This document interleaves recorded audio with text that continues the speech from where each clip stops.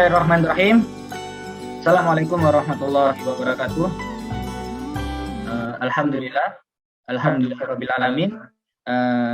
Segala puji bagi Allah, Tuhan semesta alam yang telah memberikan kita semua limpahan serta rahmat hidayahnya hingga kita bisa berkumpul pada kesempatan yang mulia ini. Salawat serta salam semoga tetap tercurahkan kepada Nabi kita Nabi Muhammad SAW yang telah memberikan seluruh tenaganya, jiwa raganya untuk kejayaan umat Islam. Pada kesempatan kali ini kami dari kelompok 12 ingin membahas mengenai konsep penilaian psikomotorik pada ujian praktek mata pelajaran fikih SMA atau MA. Tugas ini sebagai bahan untuk UAS sebagai syarat kelulusan mata kuliah sistem pengembangan evaluasi pendidikan agama Islam. Apa saja yang dibahas pada kesempatan kali ini? Yang pertama ialah penilaian psikomotorik. Yang kedua ialah jenis-jenis penilaian. Yang ketiga adalah ujian praktek.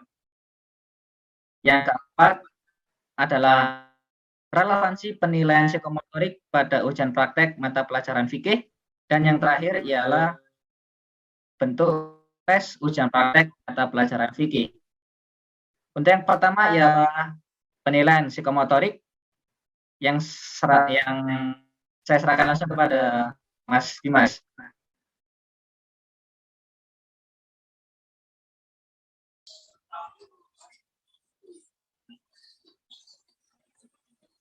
Slide-nya, Mas.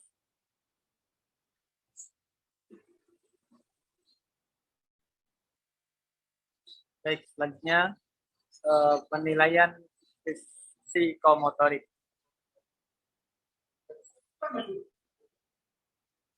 Dalam istilah lain, ranah psikomotorik berhubungan dengan hasil belajar yang pencapaiannya melalui keterampilan manipulasi yang melibatkan otot dan kekuatan fisik. Mata pelajaran yang berkaitan dengan psikomotorik adalah mata pelajaran yang berorientasi pada gerakan dan menekankan pada reaksi-reaksi fisik dan keterampilan tangan seperti mata pelajaran pendidikan jasmani olahraga dan kesehatan (PJOK) dan seni budaya dan keterampilan S3. Keterampilan itu sendiri menunjukkan tingkat keahlian seorang dalam suatu tugas atau sekumpulan tugas tertentu. Keterampilan pada ranah psikomotorik ada 6 tahap, yaitu refleks, dasar, perseptual, fisik terampil, dan komunikasi non-diskursif. Gerakan refleks adalah respon motorik atau gerak tanpa sadar yang muncul ketika bayi lahir. Gerakan dasar adalah gerakan yang mengarah pada keterampilan kompleks yang khusus. Kemampuan perseptual adalah kombinasi kemampuan kognitif dan motorik atau gerak. Kemampuan fisik adalah kemampuan untuk mengembangkan gerakan terampil.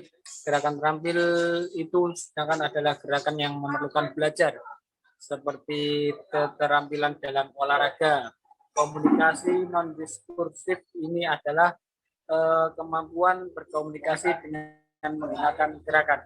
Oke, terima kasih Mas Dimas. Itu tadi secara singkat penilaian psikomotorik secara umum. Kemudian kita kembali lagi ke halaman utama. Kemudian yang kedua, kita masuk dalam jenis-jenis penilaian psikomotorik.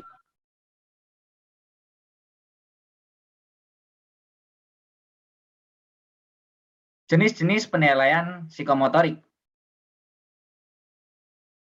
Apa saja penilaian psikomotorik itu? Ada 3 jenis. Yang pertama ialah praktek, yang kedua ialah proyek, yang ketiga ialah portofolio. Apa saja ketiga ini? Ujian praktek adalah kegiatan penilaian hasil belajar peserta didik pada mata pelajaran tertentu yang lebih menekankan pada psikomotor. kecakapan, dan keterampilan peserta didik. Proyek adalah penilaian yang dilakukan terhadap suatu tugas yang harus diselesaikan dalam periode atau jangka waktu tertentu. Tugas tersebut berupa suatu bentuk investigasi atau penyelidikan. Yang ketiga ialah portofolio. Penilaian portofolio adalah kegiatan menilai karya-karya siswa-siswi secara individu pada suatu periode untuk suatu mata pelajaran. Akhir dari suatu periode hasil karya tersebut dikumpulkan dan dinilai oleh guru dan peserta didik. Seperti itu. Nah, contoh ujian praktek itu adalah ujian yang sifatnya yang dilakukan oleh keseharian siswa-siswi.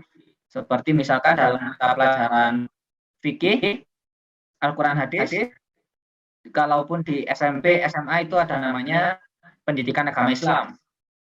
Yang kedua ialah proyek, contohnya itu bisa pelajaran TIK, seni budaya, dan lain-lain. Sedangkan portofolio itu sifatnya teks, seperti membuat karya puisi, bahasa Indonesia, bahasa Inggris, dan geguritan Jawa, bahasa Jawa, seperti itu. Kemudian kita kembali lagi ke halaman utama.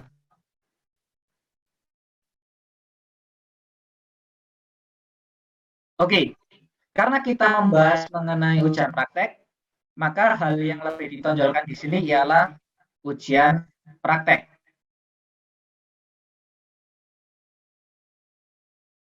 Saya serahkan ke Mbak Mufidah. Ujian praktek. Praktek sekolah merupakan bagian dari seluruh rangkaian ujian sekolah yang akan digunakan untuk menilai kompetensi peserta didik mengenai suatu mata pelajaran yang diujikan secara praktik langsung. Ujian praktek ini juga merupakan rangkaian dari ujian akhir siswa yang disikapi secara serius oleh para siswa. Persiapan matang dilakukan untuk menghadapi ujian ini, bukan hanya ujian nasional maupun ujian sekolah yang menjadi penentu kelulusan siswa. Nilai ujian praktek pun punya andil dalam menambah nilai untuk kelulusan, maka tidak boleh dianggap remeh. Di sini ada tujuan ujian praktek. Yang pertama, mengukur mutu dan pencapaian hasil belajar psikomotor, kecakapan dan keterampilan peserta didik pada akhir jenjang satuan pendidikan pada mata pelajaran yang telah ditentukan. Yang kedua, melatih keterampilan selama peserta didik menempuh pendidikan formal. Yang ketiga, mampu mengeksplorasi kemampuan selama di sekolah. Yang keempat, mempertanggungjawabkan pelaksanaan pembelajaran, kecakapan dan keterampilan peserta didik selama menempuh pendidikan. Dan yang terakhir, memberikan soft skill kepada peserta didik agar mampu bersaing dan berkompetisi. Nah, pelaksanaan ujian praktek juga berfungsi sebagai bahan pertimbangan dalam penentuan pemetaan mutu madrasah, umpan balik dalam perbaikan program pembelajaran di madrasah, alat pengendali mutu pendidikan, dan pendorong peningkatan mutu pendidikan pada madrasah.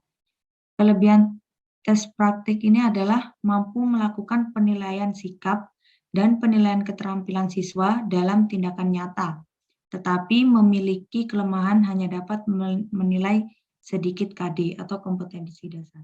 Oke, terima kasih untuk teman-teman. Oke, lanjut karena 3 hal sudah dibahas, maka kita lanjut ke pembahasan yang keempat, yaitu ialah relevansi penilaian psikomotorik pada ujian praktek mata pelajaran fikih di MA.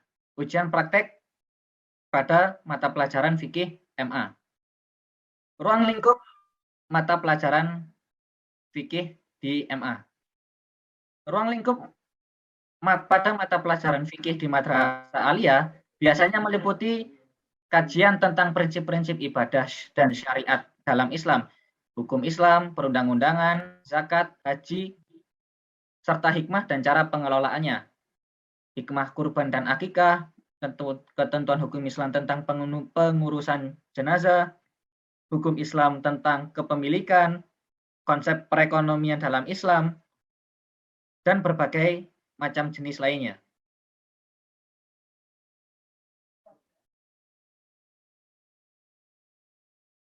Kemudian kita masuk pada pembahasan yang terakhir, yaitu bentuk tes ujian praktek pada mata pelajaran fikih di MA. Bentuk tes ujian pada mata pelajaran fikih di MA.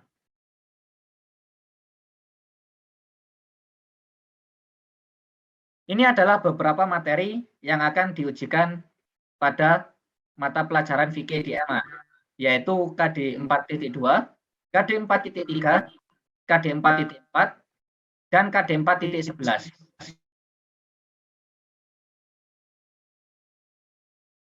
Oke, melihat dari materi yang disajikan oleh pemerintah maupun Kemenak sesuai dengan kompetensi dasar dan kompetensi inti, maka ujian tes psikomotorik peserta didik MA pada maupun fikih bersifat praktek. Mengapa demikian?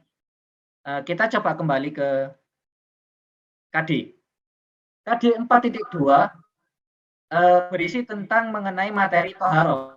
Nah, yang nantinya peserta didik akan diberikan ujian praktek bagaimana tata cara mereka bersuci. Kemudian KD 4.3 mengenai ibadah sholat dalam sehari-hari. Nah, ujian praktek yang akan diberikan adalah mereka disuruh untuk mempraktekkan gerakan-gerakan sholat, mempraktekkan bacaan-bacaan sholat, dan lain sebagainya. Kemudian KD 4.4 yaitu mengenai sholat jenazah. Bagaimana nanti peserta didik diberikan petunjuk tata cara sholat jenazah yang baik dan benar. Seperti itu. Nah, kemudian pada KD 4.11 adalah mengenai ibadah haji dan umroh. Bagaimana nanti peserta didik itu diberikan petunjuk lagi bagaimana tata cara melaksanakan ibadah haji dan umroh sesuai dengan syariat yang tertentu. Seperti itu. Seperti yang saya simpulkan tadi, bahwa ujian praktek fikih di Madrasah Aliyah itu bersifat praktek.